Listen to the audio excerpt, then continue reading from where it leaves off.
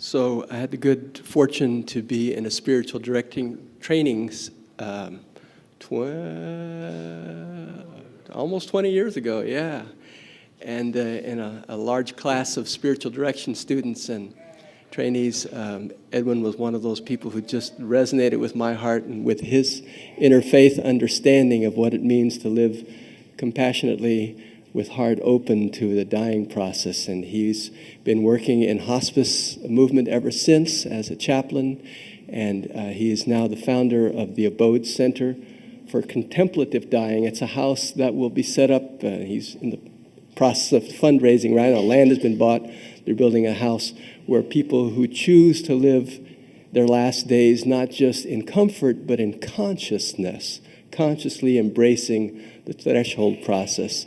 And it's a very important moment in San Antonio's cultural mindset that living as we do in a time when our view about life and death is so out of balance that we put death way over there in the corner in the funeral homes and rest homes where we don't look at it while we wage incredible war on the rest of the world through our military might and through our environmental insensitivity. And I can't help but think those two are directly related. And so people like Edwin are doing us a great service by bringing us to a contemporary, contemplative stance on life and death. And it's in that spirit that I'm really very welcome. I'm very glad to welcome my good friend Edwin Sasek. So the contemplative life and how we're invited to live from that reference point every day. One of the things that I've brought to the practice of meditation is an understanding from the Benedictine tradition, which talks about meditation as being the first death. And what I understand that means really is this invitation day in and day out to really become my true self, to die somewhat to ego. And the meditation teachers like John Main or Lawrence Freeman, Roshi Joan Halifax, others that I've been fortunate enough to meet and to learn from along the way, really tend to point that as the way in which we embrace living and dying. And of course, living and dying is part of the same piece. Oftentimes when we talk about them, we tend to really separate them. You know, I'm living and I'll die. But what is that really an invitation to? And I think what I've been learning over the years of being with people at the end of life, in whatever way that person might be coming to the end of his or her life, is to be there in the present moment, to be there with them through the suffering that they might be undergoing, but also learning through meditation not only to be with them, but to be with myself. Because goodness knows that I have a lot of work to do.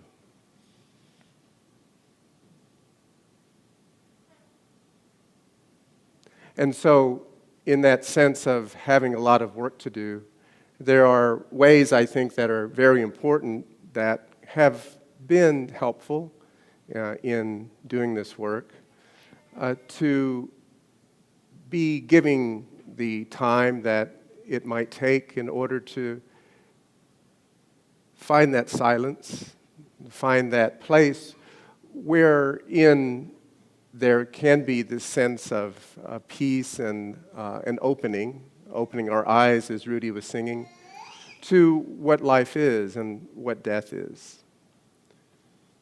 And in that opening of my eyes, too, I notice in the way that meditation unfolds for me is that it can be really somewhat disconcerting to really notice how busy my mind is. How difficult it can be really to be simple, as some of the meditation teachers will tell us, and how that really busy mind is very much what it means to be human. I remember some years ago coming across a writer somewhere who estimates, and God knows how, but estimates that within a given day that every one of us are probably going to have 60,000 separate thoughts. And so sometimes I think, mindfulness is another way to talk about meditation. Mindfulness is, to some degree, at least in the process of meditation, an opportunity to notice what's unfolding in our minds. Just to notice and to let it go. And so certainly in the process of being with someone at the end of life, that can be a very important thing to do. In fact, I would say that most often what I notice about myself and with people who are present to loved ones who are dying is that people oftentimes really are in the very present moment.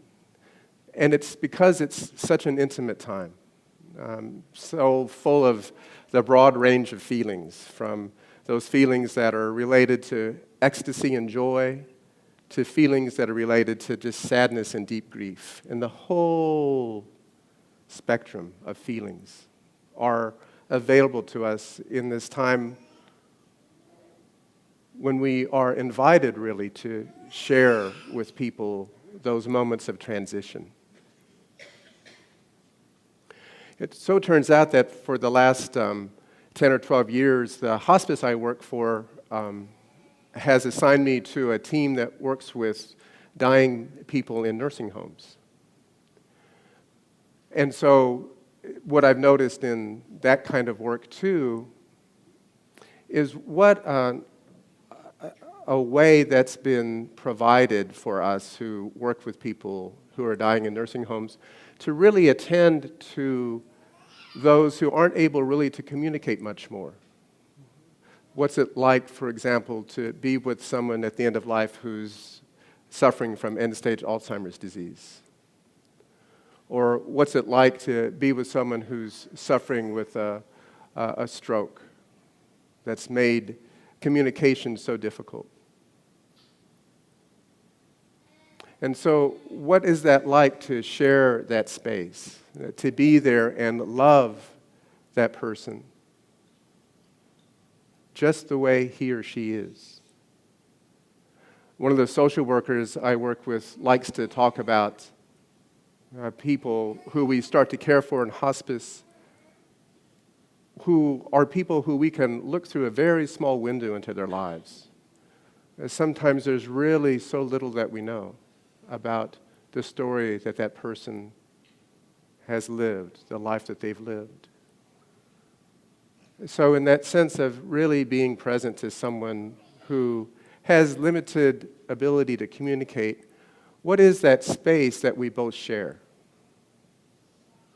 What is that space within me and with him or her that's unchangeable, that's not disturbed or harmed by Alzheimer's disease, or by cancer, or by AIDS? Where is that space?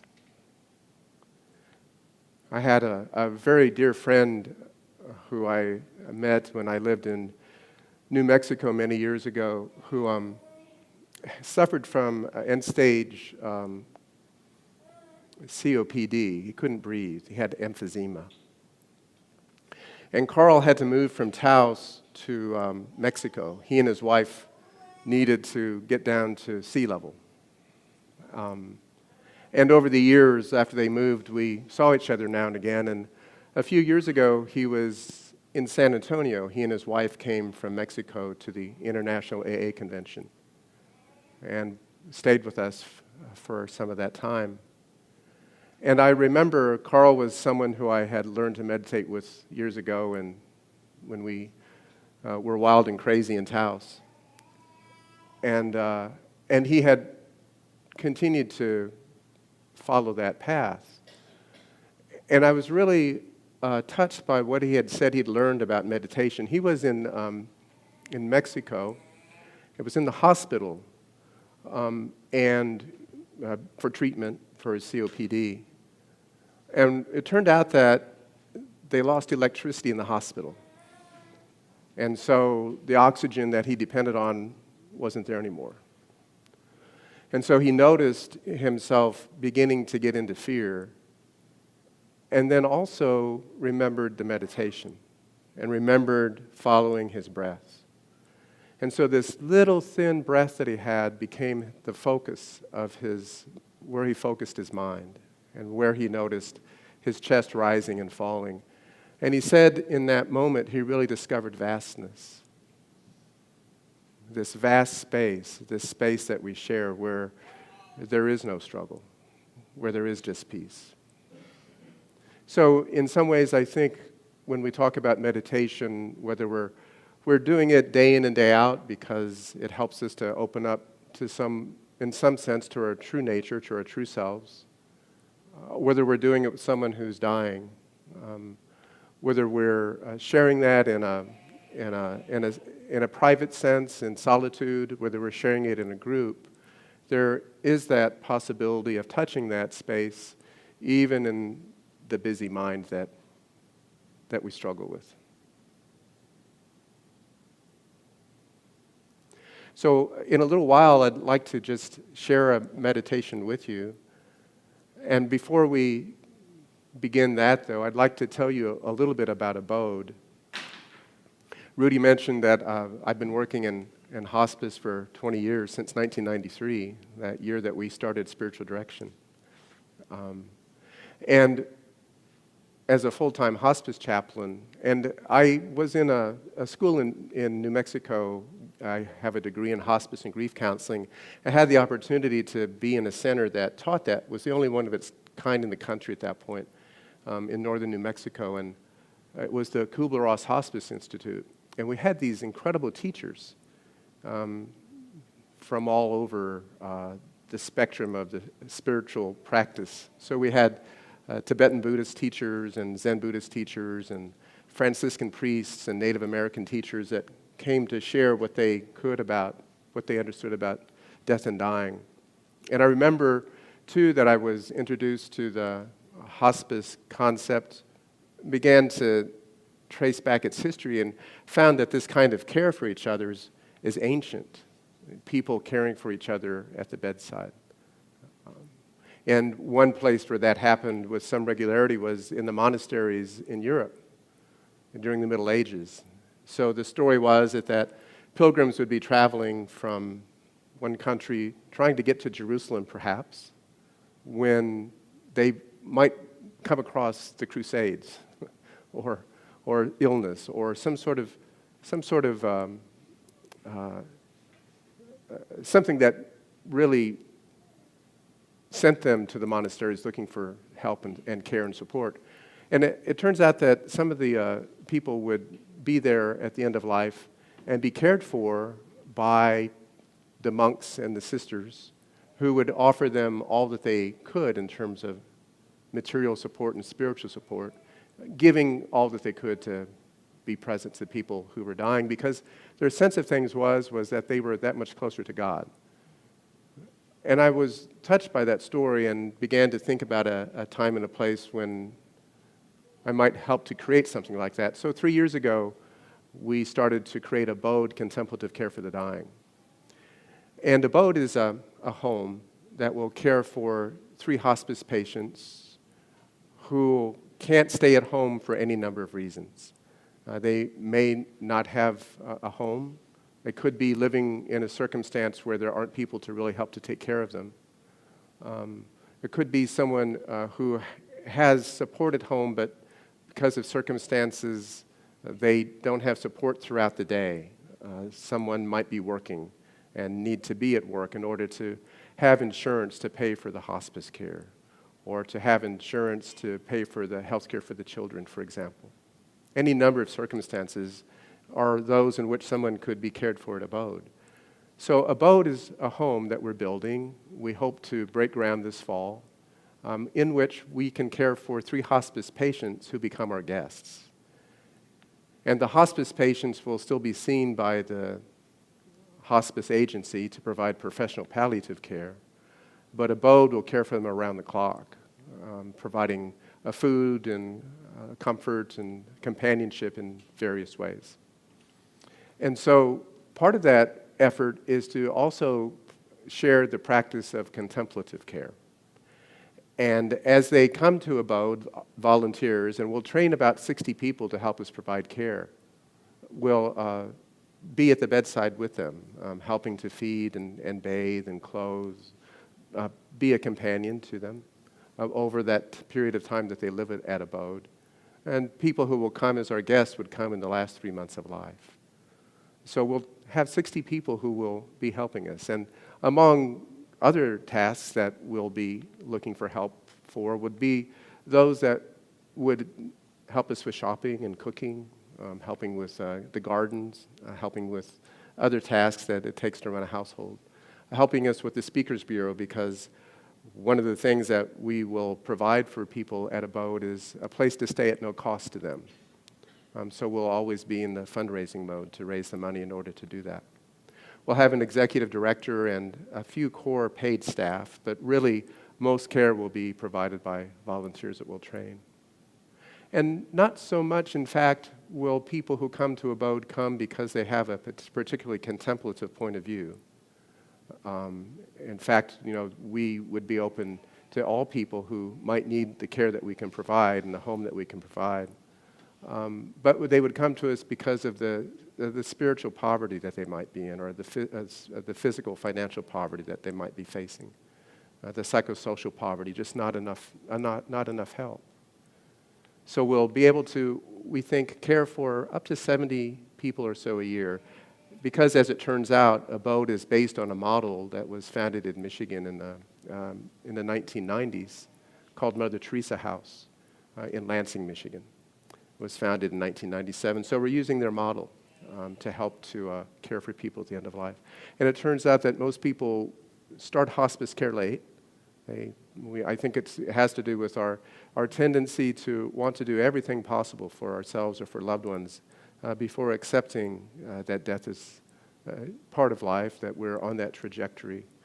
So people tend to stay away out of hospice care until the last 2 or 3 weeks of life. So we hope that we can care for a lot of people, and we hope that you might be interested in coming and helping. And out in the lobby, you'll find that there's a display and some places to sign up to get information about us.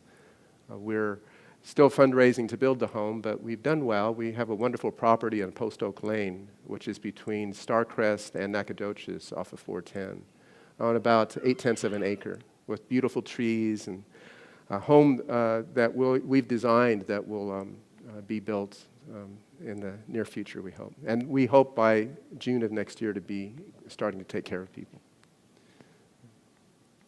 So a little bit about Abode, and I'll be happy to visit with you more after this wonderful time together. It's beautiful to be here. I was here for the first time about 3 weeks ago, and I really enjoyed the creativity and the energy, the space, the people. So I'd like to invite you to a meditation. And in doing that, I'd like to invite you also to a meditation group that we began during Contemplative Arts Month, which is finishing up this week at Viva Bookstore. This meditation group is going to meet one more time on Tuesday evenings from 5:30 to 6:30. But beginning the 1st of October, it will start meeting on Mondays from 5:30 to 6:30. The name of the meditation group is called A Short Span of Days. And the idea is that we really share with each other the practice of contemplative prayer or meditation in shared leadership. People who come will be invited to lead us in meditation as that might be comfortable for them. And interspiritual and interfaith is our approach. So that will be something that you would all be invited to come to. There's a couple of calendars out there on the display table as well. At Viva Bookstore, there are ongoing meditation groups that you would be invited to attend as you're able, some writing groups. And then this weekend, coming up, a poet named Tina Karagulian is going to be there for a book signing, I think next Saturday. So come if you can. So this meditation is going to be begin with a short reading by Thich Nhat Hanh, the Buddhist teacher. And what I'll do is read this to just sort of set the tone and invite you after I'm finished reading to sit squarely with your seat on the chair, with your feet on the floor, and with your hands resting in your lap or on your knees, to close your eyes. And for this meditation, I suggest that if you don't have a practice that you follow, that maybe you choose a sacred word that you repeat as the silence unfolds. A word that would be a word that you would stick with throughout the meditation. I remember when I was learning to meditate, I would try a word and I go, well, I don't like that one. So I'd change in the middle of the meditation. My mind was busy suggesting alternatives.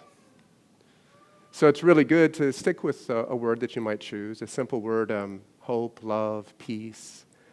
The word I use comes from the Christian scriptures. It's the word Maranatha. And I say it on 4 syllables, ma-ra-na-tha.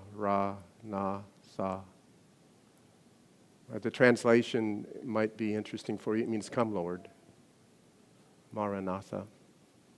But to use that throughout the time that we're in silence together for about 5 minutes or so. And as you notice your mind getting busy and going to brunch after the service or taking care of business before work starts tomorrow, whatever it goes to, a million different things. Well, just notice that it's gone there and just come back to the word and don't judge yourselves. And the teachers would suggest meditation to really open up to that space a couple times a day for about 20 minutes each. It's hard to do, but the teachers like to suggest that. But 5 minutes is a good start. So I'll read and I'll set my iPhone app to give us 5 minutes. We'll start with a bell and then we'll go ahead and begin the meditation.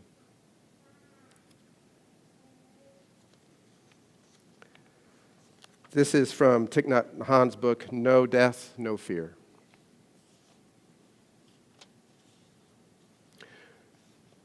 Our greatest fear is that when we die, we will become nothing. Many of us believe that our entire existence is only a lifespan, beginning the moment we are born or conceived and ending the moment we die. We believe that we are born from nothing, and then when we die, we become nothing. And so we are filled with fear of annihilation. The Buddha has a very different understanding of our existence. It is the understanding that birth and death are notions. They are not real. The fact that we think they are true makes a powerful illusion that causes our suffering. The Buddha taught that there is no birth, that there is no death, there is no coming, there is no going, there is no same, there is no different, there is no permanent self, there is no annihilation. We only think there is. When we understand that we cannot be destroyed, we are liberated from fear. It is a great relief. We can enjoy life and appreciate it in a new way.